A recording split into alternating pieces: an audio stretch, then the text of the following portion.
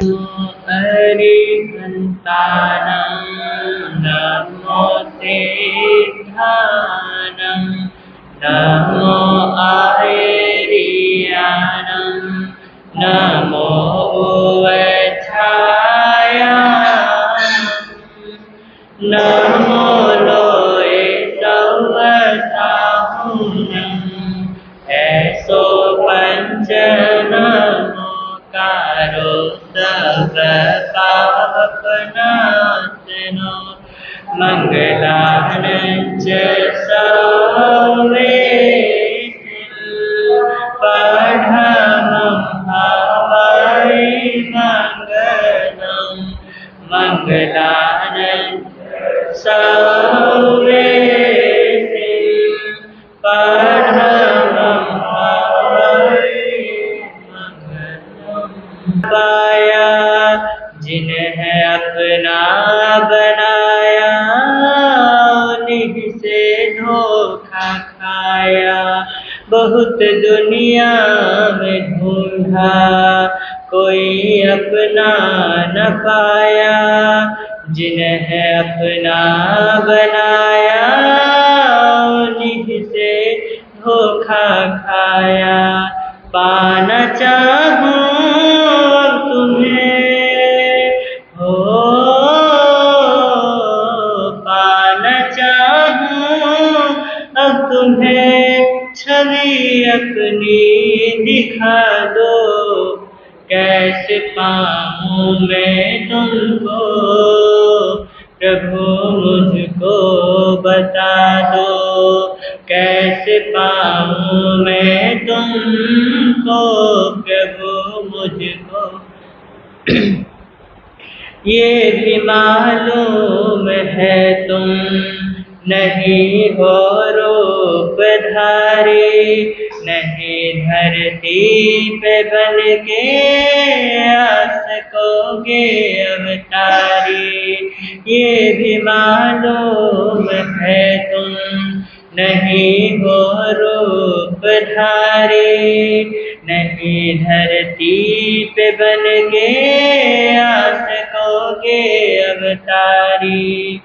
फिर भी मन कहता रहा हो, फिर भी मन कहता रहा ध्वनि अपनी सुना दो।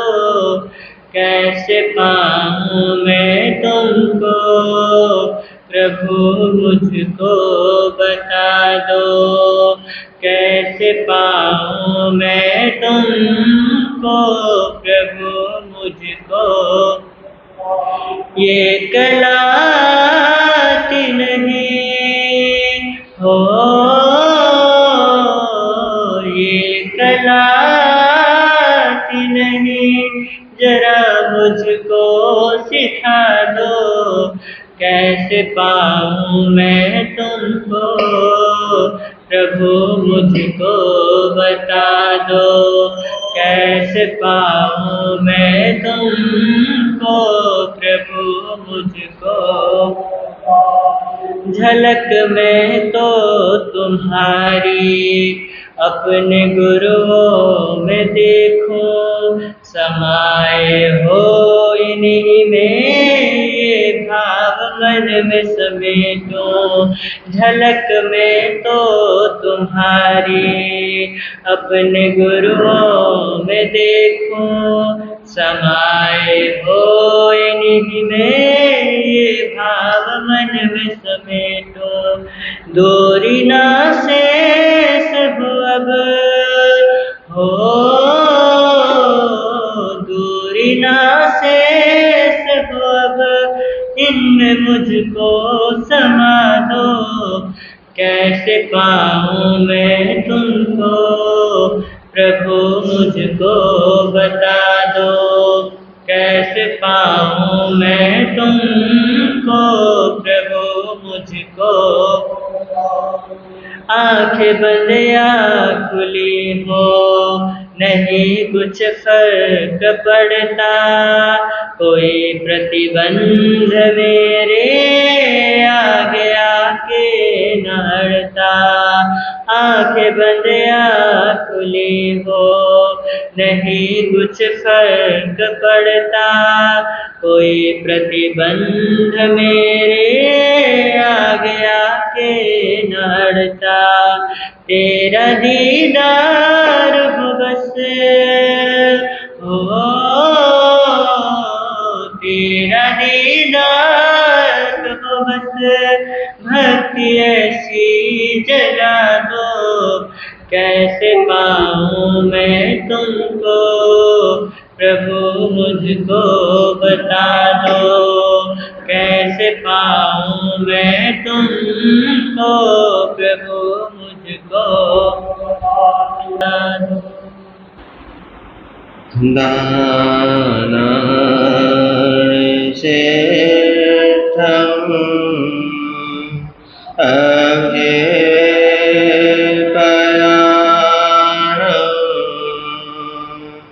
सचे सुवाण वयन्ते तवे सुवा उत्तमं वचेरं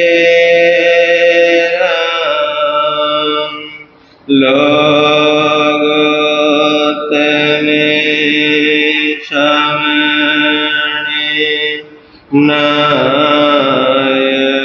नायकोते गुरु श्री राम मुनि जी को मेरा हो प्रणाम, जिनका जग में ऊंचा नाम, जिनका जग में ऊंचा नाम। गुरु श्री प्रेम सुख जी को मेरा हो प्रणाम, जिनका जग में ऊंचा नाम, जिनका जग में ऊंचा नाम। दीन के बंधु करुणा सिंधु जपलो सुबह और शाम, जिनका जग में ऊंचा नाम, जिनका जग में ऊंचा नाम। सबसे पहले शासनपति शरमन भगवान महावीर स्वामी की शरणकार जय हो विजय हो। ध्यानियों की आचार्य सम्राट पूज्य श्री शिव मुनि जी महाराज साहब, जिन शासन गौरव पूज्य गुरुदेव श्री राम कुमार जी महाराज साहब, परम सेवा भावी पूज्य गुरुदेव श्री प्रेम सुख जी महाराज साहब, महाशरमण पूज्य गुरुदेव श्री सतीश मुनि जी महाराज साहब, संग रतन उपाध्याय परवर पूज्य गुरुदेव श्री रविंद्र मुनि जी महाराज साहब, सर्वधर्म दिवाकर पूज्य गुरुदेव श्री रमणीक मुनि जी महाराज साहब, इन सभी गुरु भगवंतों की सदाकार जय हो विजय हो पाठ पर विराजित हिमाचल रतन पूज्य गुरुदेव श्री जितेंद्र मुनि जी महाराज साहब के चरणों में शश्वत वंदन। तेजस्वी मुनि जी उपस्थित धर्म प्रेमी बंधुओं तथा माता बहनों, आपके समक्ष कुछ देर के लिए कुछ कहूँ। उससे पहले गीत की कुछ पंक्तियाँ हैं, समझने का भाव रखे, चिंतन मनन करने का भाव रखे, क्योंकि जीवन है और जीवन में सुख भी है और दुख भी है। जीवन के अंदर ये सब चलता रहता है, लेकिन जो व्यक्ति सुख में फूलता नहीं और दुख में घबराता नहीं, वही अपने जीवन को समझ पाता है। तो जीवन के अंदर जब कष्ट आते हैं या जीवन के अंदर कोई दुख आते हैं, तो उस समय हमारे अंदर कैसे भाव होने चाहिए, क्या होने चाहिए, तो बड़े प्यार और श्रद्धा के साथ गुनगुनाइए। जीवा पर हो नाम तुम्हारा, जीवा पर हो नाम तुम्हारा, प्रभुवर ऐसी भक्ति दो, संभावों से कष्ट सहूं, बस मुझ में ऐसी शक्ति दो।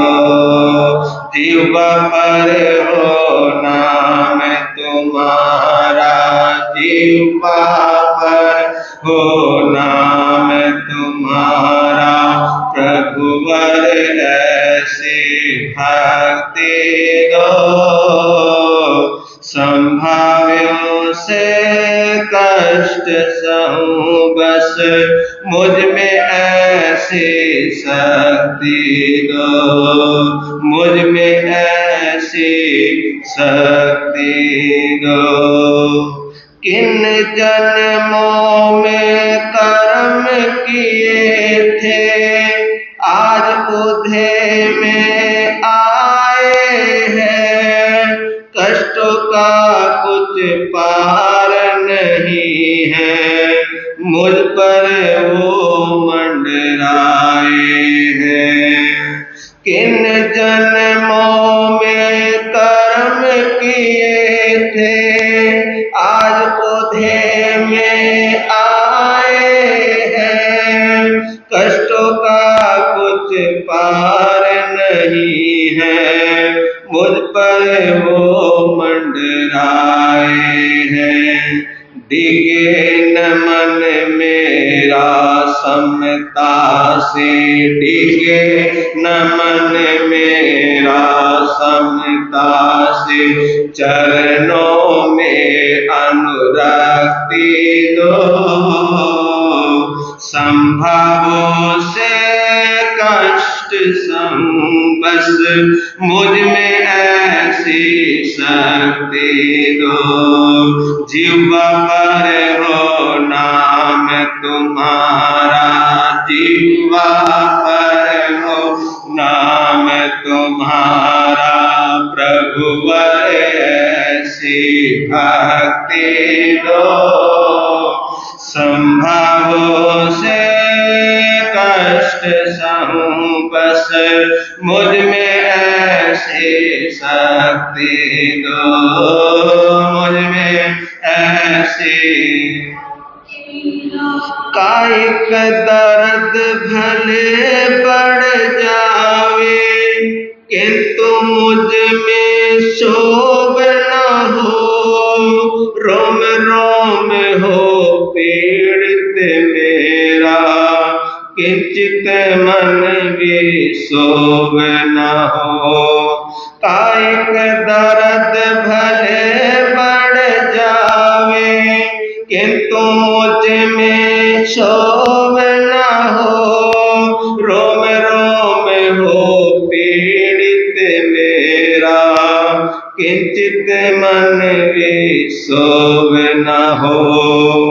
दीन भाव नहीं आवे मन में, दीन भाव नहीं आवे मन में, ऐसी शुभ अभिव्यक्ति दो, संभवों से कष्ट सहूं, बस मुझ में ऐसी शक्ति दो।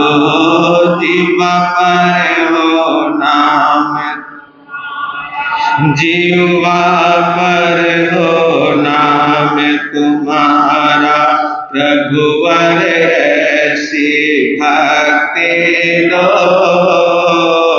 संभवों से कष्ट बस मुझ में ऐसी शक्ति दो, मुझ में ऐसी शक्ति दो। आते ध्यान नहीं आवे मन में, दुख दर्दों को पी जाऊं। ध्यान लगा लो प्रभु चरणों में, हंस हंस कर मैं जी जाऊं। आते ध्यान नहीं आवे मन में, दुख दर्दों को पी जाऊं। ध्यान लगा लो प्रभु चरणों में, हंस हंस कर मैं पी जाऊं। रोने से न कष्ट मिटे,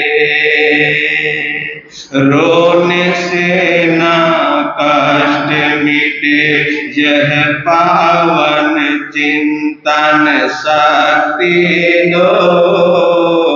संभावों से कष्ट सहूं बस, मुझ में ऐसी शक्ति दो। जीवा पर हो नाम तुम्हारा, जीवा पर हो नाम हरा, प्रभुवर ऐसी भक्ति दो।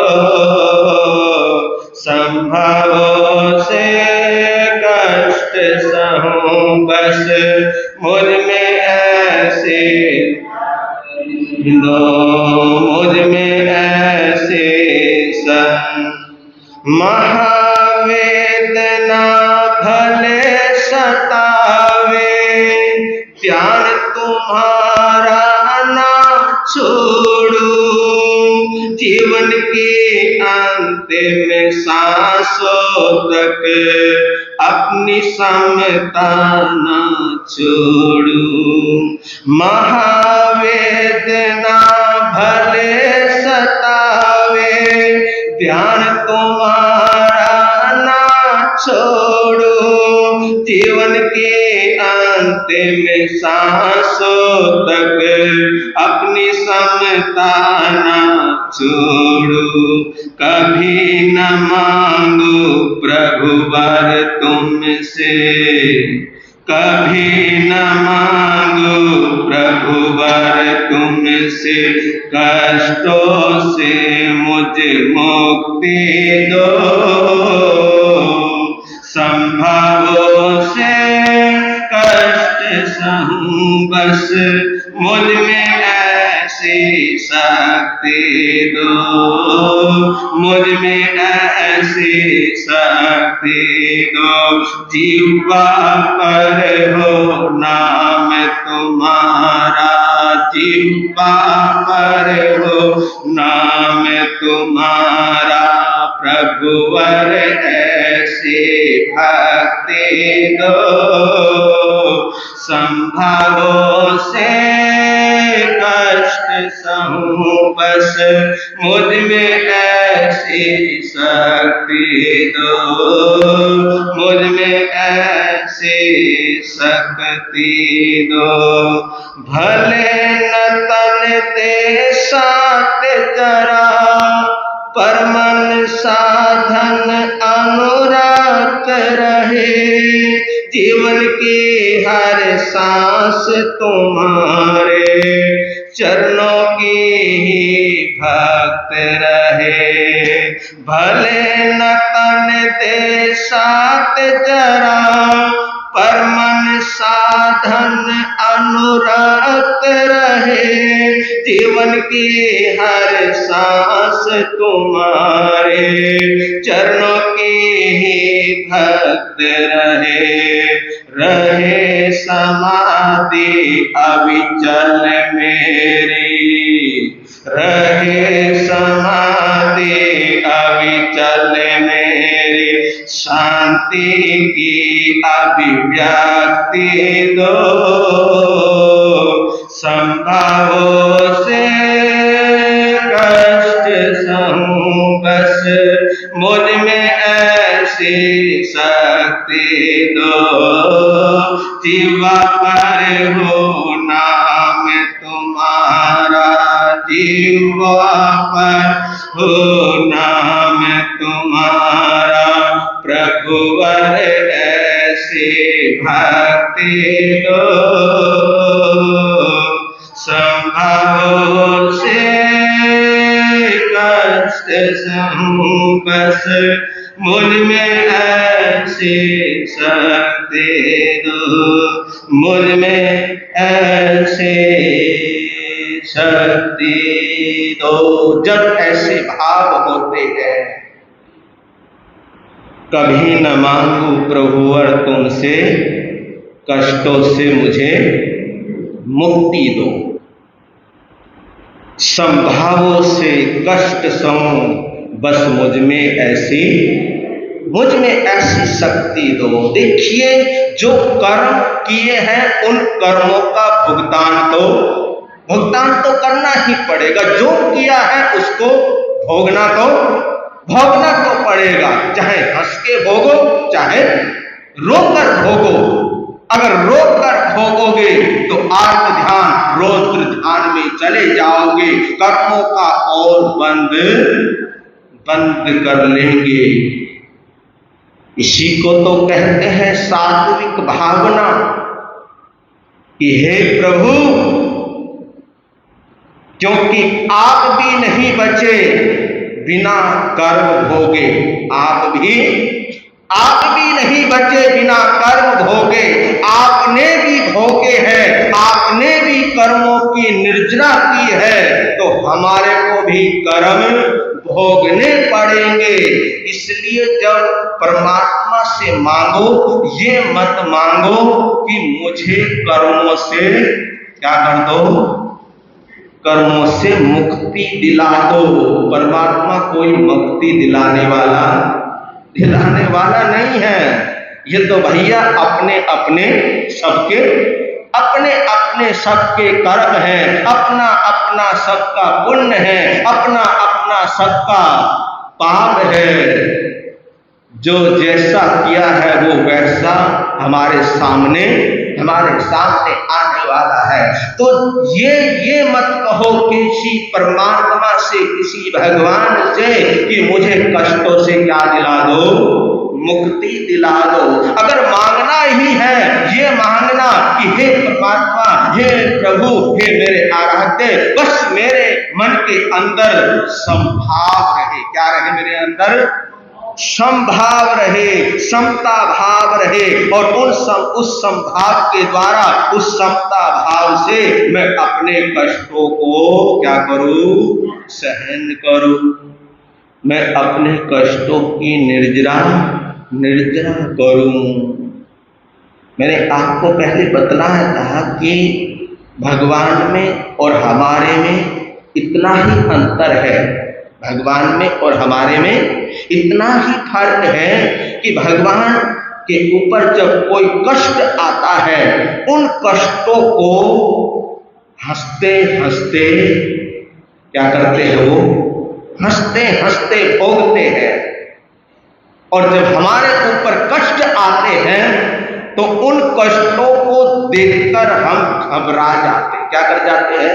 उन कष्टों को देखकर हम घबरा जाते हैं, दुखी हो जाते हैं, परेशान हो जाते हैं, और कभी कभी तो भगवान को भी कोसने लग जाते हैं कि हे भगवान, मैंने ऐसा कौन सा पाप किया था जो मुझे क्या हो रहा है, कष्ट हो रहा है। बस इतना ही अंतर है कि भगवान जो परमात्मा होते हैं वो हंसते हंसते भोगते हैं, और हम रोते रोते भोगते हैं। वो कर्मों की निर्जरा करते जाते हैं, और हम कर्मों का और नए कर्मों का बंद करते चले जाते हैं। मैत्री की चर्चा आपके समक्ष चल रही है कि मैत्री को अपने जीवन में कैसे साकार किया जाए, कैसे किया जा सकता है। मैत्री की प्रतिमा कैसे हम बन सकते हैं, कौन से वो आदर्श है, कौन से वो सूत्र हैं, कौन सी वो सूचियां हैं जिसके आधार पर, जिसको अपनाने के बाद, जिसको देखने के बाद जो हमें इंसान से महान और महान से भगवान बना देती है। इंसान से महान और महान से भगवान बना देती है। अरे इस हाड़ मांस के पुतले को भक्त बना देती है। ये जो हमारा शरीर है ना, ये किससे बना है? ये हाड़ मांस से बना है। ये अशुचि का घर है, इसमें अशुचि ही अशुचि क्या है? भरी हुई है। हाड़ मांस का ये पुतला है, तो इस हाड़ मांस के पुतले को भक्त बना देती है। शरीर में शक्ति का कमल खिला देती है। इस काया के अंदर, इस शरीर के अंदर किसका कमल खिला देती है? शक्ति का कमल खिला देती है। अगर हम इसकी खूबियों को समझने का प्रयास करेंगे, अगर हम थोड़ा सा गहराई में जाने का प्रयास करेंगे, अगर हम इसको समझेंगे, तो अगर हम समझ गए तो हमारा जीवन निखरे बिना नहीं रहेगा। हमारा जीवन बदले बिना नहीं रहेगा। हमारे जीवन के अंदर परिवर्तन आए बिना नहीं रहेगा। क्योंकि आत्मा परमात्मा के लायक बनाने की शक्ति रखती है। जो हमारे अंदर जो आत्मा है ना, क्या है हमारे अंदर? आत्मा है। ये जो आत्मा है, ये आत्मा परमात्मा के लायक बनाने की शक्ति रखती है। इस आत्मा के अंदर इतनी शक्ति है, इस आत्मा के अंदर इतनी पावर है कि ये आत्मा ही परमात्मा हो जाती है, परमात्मा बन जाती है। दो अक्षरों का ज्ञान कहते हैं उसे आत्मज्ञान। दो अक्षरों का ज्ञान कहते हैं उसे आत्मज्ञान। क्या बात है! जिसको आत्म का ज्ञान मिल गया, उसको और पाने की कोई लालसा ही नहीं रहती। उसको और कुछ पाने की कुछ इच्छा ही नहीं रहती। जिसने आत्मा के ज्ञान को प्राप्त कर लिया, जिसने आत्मा के ज्ञान को हासिल कर लिया, आत्मा की आवाज को जिस व्यक्ति ने सुन लिया या जिसने भी सुन लिया, अच्छी निगाहों से आत्मा की पवित्रता का साक्षात्कार जिसने कर लिया, फिर वो व्यक्ति जीता जागता, वो व्यक्ति फिर जीता जागता सच्चा आराधक बन सकता है। सच्चा उपासक हो सकता है। वो सच्चा साधक हो सकता है। वो सच्चा श्रावक हो सकता है। क्योंकि एक बार प्रभु महावीर से उनके जो प्रधान शिष्य है, कौन है प्रधान शिष्य? उनके जो प्रधान शिष्य हैं इंद्रभूति गौतम ने एक बार प्रभु से पूछा, अपने परमात्मा से पूछा, अपने तिन्नानम तार्याणम जहाज से पूछा, वीतराग अरिहंत परमात्मा से पूछा। गौतम ने उत्तम सवाल किया। क्या किया? गौतम ने प्रभु के समक्ष उत्तम सवाल किया, जिसमें सार भरा हुआ है। ऐसा सार भरा हुआ गौतम ने प्रभु के सामने क्या किया? सवाल किया और उसका उत्तम जवाब उसका उत्तम जवाब प्रभु महावीर ने दिया। प्रभु ने दिया। सवाल करने वाला महान था। सवाल करने वाला कौन था? 14 पूर्व का पाठी। इतना ज्ञान होने के बावजूद, इतना कुछ होने के बावजूद चाहते तो वो अपने ज्ञान में क्या कर सकते थे? अपने ज्ञान में देख सकते थे, हर सवाल का जवाब ढूंढ सकते थे, हर सवाल का जवाब पा सकते थे अगर वो चाहते। लेकिन देखिए, फिर भी उनका विनय भाव देखिए, फिर भी उनकी नम्रता देखिए अपने परमात्मा के प्रति, अपने भगवान के प्रति। सवाल करने वाला महान था तो उत्तर देने वाला भगवान था। सवाल करने वाला महान था तो उत्तर देने वाला भगवान था। जो परम अवस्था को प्राप्त कर लेता है, किसको कर लेता है?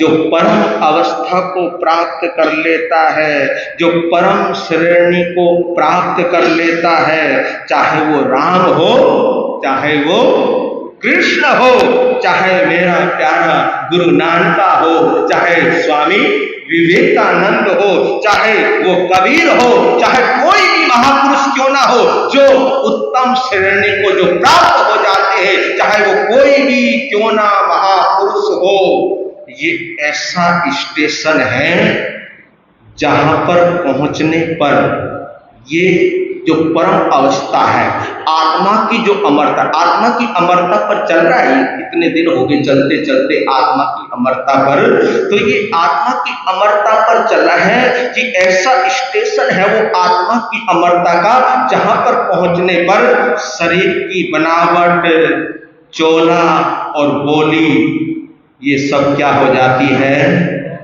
अलग हो जाती है। शरीर की बनावट भी अलग हो जाती है, ये चोला भी अलग हो जाता है और भाषा भी अलग हो जाती है, भाषा भी चेंज हो जाती है, बोली भी बदल जाती है। तो गौतम ने कहा कि हे मेरे आराध्य देव, हे मेरे हृदय के परमेश्वर, मेरे हृदय में रहने वाले भगवान, मेरे हृदय में विराजने वाले मेरे परमात्मा, मेरे जीवन को अच्छा बनाने वाले मेरे सद्गुरु, मेरे जीवन को निर्मल बनाने वाले मेरे महागुरु। एक होता है गुरु और एक होता है महागुरु। कहा कि हे मेरे महागुरु, मेरे हृदय रूपी सिंहासन पर विराजने वाले, आज मेरे दिल में, आज मेरे अंदर, आज मेरे इस हृदय में, मेरे दिल में रह रहकर एक सवाल आ रहा है। मेरे दिल में रह रहकर एक सवाल आ रहा। शायद मैंने आपको सुनाया भी था, लेकिन पता नहीं आपको याद है या नहीं है, भूल ही, क्योंकि कई बार होता है, कई बार हम सोच लेते हैं कि महाराज का काम है, क्या काम है महाराज का? महाराज का काम है सुनाना, और भैया हमारा काम है सुनना, और उसके बाद की बात बस खत्म। भाई ये परंपरा तो निभानी पड़ेगी ना, है ना? ये परंपरा तो निभानी पड़ेगी, क्योंकि मंदिर मार्गों की परंपरा मंदिर में जाने की क्या है? मंदिर में जाने की परंपरा है।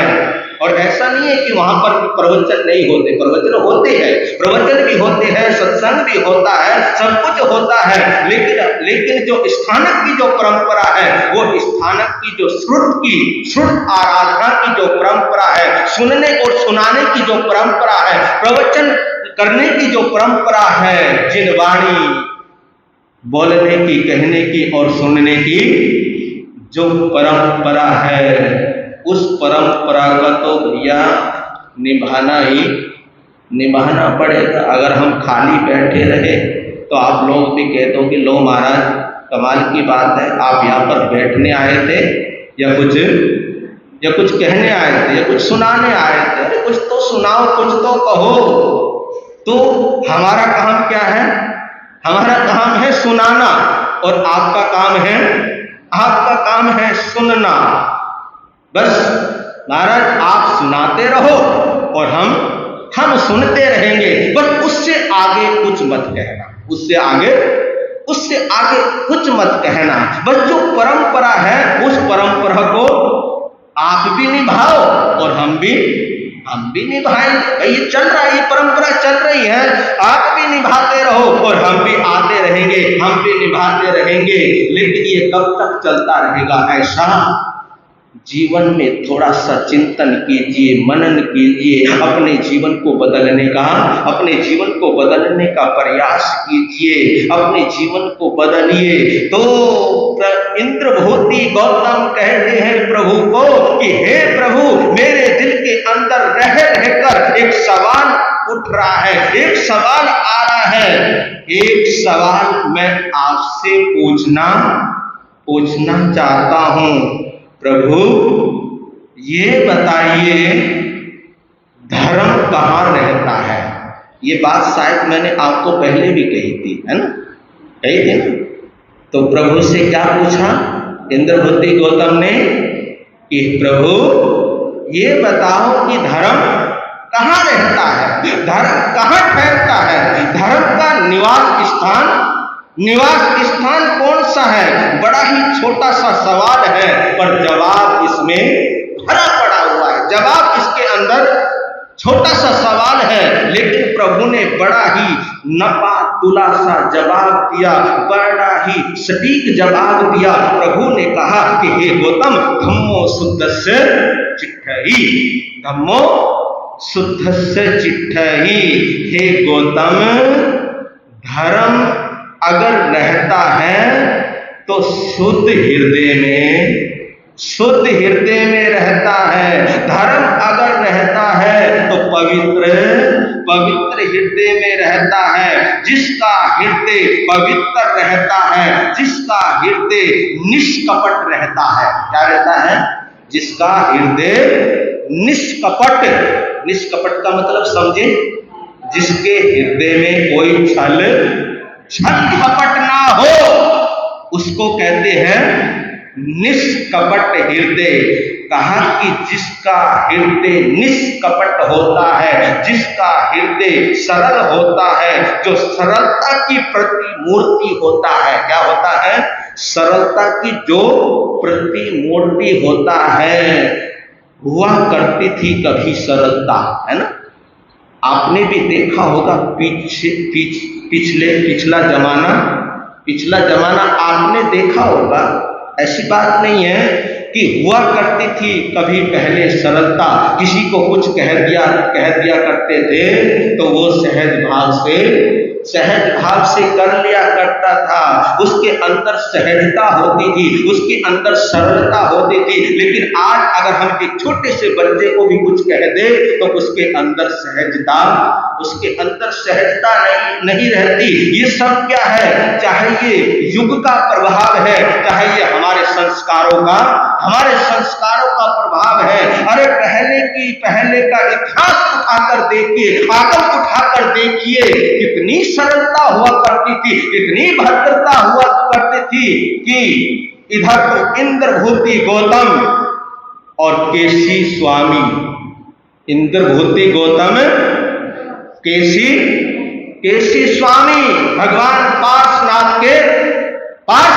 के संत। एक भगवान पार्श्वनाथ के संत है और दूसरे भगवान महावीर के संत है। जैसे ही पता लगा केसी स्वामी को कि गौतम आ रहे हैं, गौतम पधार रहे हैं, तो केसी स्वामी के चेहरे पर रौनक आ गई। रौनक ही नहीं आई, खड़े हो गए और खड़े होकर चल पड़े, इंद्रभूति गौतम का स्वागत किया। क्या सरलता थी, क्या भद्रता थी। लेकिन आज हमारे अंदर कितनी सरलता है, कितनी भद्रता है। अगर ऐसी सरलता आ जाए, इसलिए तो मैं कहता हूं कि चौथे आरे जैसी क्रिया तो हम कर सकते हैं। चौथे आरे जैसी चौथे आरे जैसी हम क्रिया तो पाल सकते हैं, लेकिन चौथे आरे जैसी सरलता आना बहुत बहुत मुश्किल है, बहुत मुश्किल है। तो उसके हृदय में जो सरल होते हैं, जो सरलता की मूर्ति होता है, उसके हृदय में प्रभु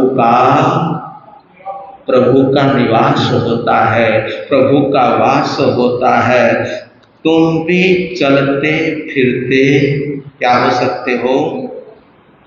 तुम भी चलते फिरते गुरुद्वारे हो सकते हो, तुम भी चलते फिरते मंदिर हो सकते हो, तुम भी चलते फिरते तीर्थ बन सकते हो। दिल को पवित्र कर लो तो धर्म अंदर आ ही जाएगा। अगर दिल पवित्र नहीं है तो धर्म का वास हो ही नहीं सकता। जब दिल पवित्र होता है तभी धर्म का वास अंदर होता है, धर्म का वास भीतर होता है। इसलिए कहते हैं कि पोथी पढ़ पढ़ जग मुआ, पंडित भया न कोई। पोथी पढ़ पढ़ जग मुआ, पंडित भया न कोई। 2.5 अक्षर प्रेम का पढ़े सो पंडित होए। भर गए पढ़कर आगमों को, पता नहीं कितने आगम पढ़ लिए हैं, कितने आगम हमने देख लिए हैं, कितने हमने कंठस्थ कर लिए हैं, कितने वेदों को हमने कंठस्थ कर लिया है, कितने आगमों को हमने कंठस्थ कर लिया है, कितने शास्त्रों को हमने कंठस्थ कर लिया है। कंठस्थ का मतलब क्या है? कंठस्थ का मतलब है जो कंठ में स्थिर है, जो इसमें स्थिर है। ये क्या है हमारा? ये जिसको गला भी बोलते हैं और इसको कंठ भी बोलते हैं। कंठस्थ का मतलब है जो हमारे कंठ में स्थिर है, चाहे वो आगमों की वाणी हो, चाहे वो किताबों की वाणी हो, चाहे वो जिन वाणी हो, चाहे किसी भी महापुरुष की वाणी क्यों ना हो, कंठस्थ कर लिया कि किसी का दिल नहीं दुखाना, है ना। क्या कर लिया हमने इसको? हमने सुना गुरुओं के मुखारबिंद से, हमने सुना किताबों के माध्यम से, हमने सुना शास्त्रों के माध्यम से कि किसी का क्या नहीं दुखाना, किसी का दिल दुखाना नहीं। ये हमने क्या कर लिया? ये हमने कंठस्थ कर लिया। क्या कर लिया हमने? इसको कंठ में हमने क्या कर लिया? कंठ में स्थित कर लिया है। कंठ में इन शब्दों को हमने रख लिया है, कंठ में इन शब्दों को हमने जमा लिया है कि कंठस्थ कर लिया कि किसी का दिल नहीं दुखाना। कंठस्थ कर लिया हमने कि किसी को धोखा नहीं देना। कंठस्थ कर लिया हमने कि झूठ नहीं बोलना, है ना। ये कंठस्थ ही कहूंगा, और नहीं। जब ये कंठ से नीचे उतरते हैं ना, ये शब्द कंठ से नीचे उतरते, नीचे कहां पर? हृदय में। जब हृदय में जाते हैं ये शब्द, हृदय में पहुंचते हैं शब्द, दिल में पहुंचते हैं ये शब्द, तभी मन परिवर्तित हो सकता है। अगर इन शब्दों को हम कंठ में रखकर ही गाते रहे तो तब ये हमारा जीवन परिवर्तित नहीं हो सकता। देखिए, आप सामायिक में इतना ध्यान रखते हो, है ना। जब सामायिक करते हैं हमें कितना ध्यान रखते हैं हम, है ना। कितना ध्यान रखते हैं हम सामायिक में, है ना। जब हम सामायिक करने बैठते हैं या सामायिक लेकर बैठते हैं, उस वक्त हम कितना ध्यान रखते हैं कि हमसे कोई चींटी ना मर जावे। क्या ना मर जावे? हमसे कोई चींटी ना मर जावे। किसी जीव की हत्या ना हो जावे। और पूंजनी से उसको क्या करते हैं हम? पूंजनी से जमीन को साफ करते हैं। क्यों करते हैं? कि कोई जीव जंतु तो नहीं है, तो उसको पूंजनी से हम साफ करते हैं। और कमाल की बात तो ये है कि यहाँ तो चींटी की भी चिंता करते हो।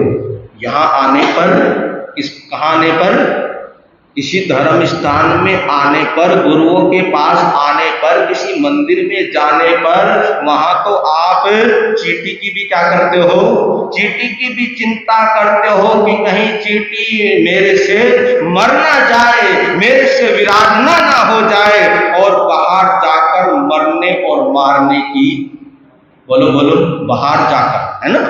ये सच्चाई है, ये सच्चाई है कि जब हम धर्म स्थान में आते हैं तो वहां पर चींटी की भी चिंता करते हैं, लेकिन जब धर्म स्थान से हम बाहर जाते हैं, बाहर निकलते हैं, तो वहां पर हम मारने और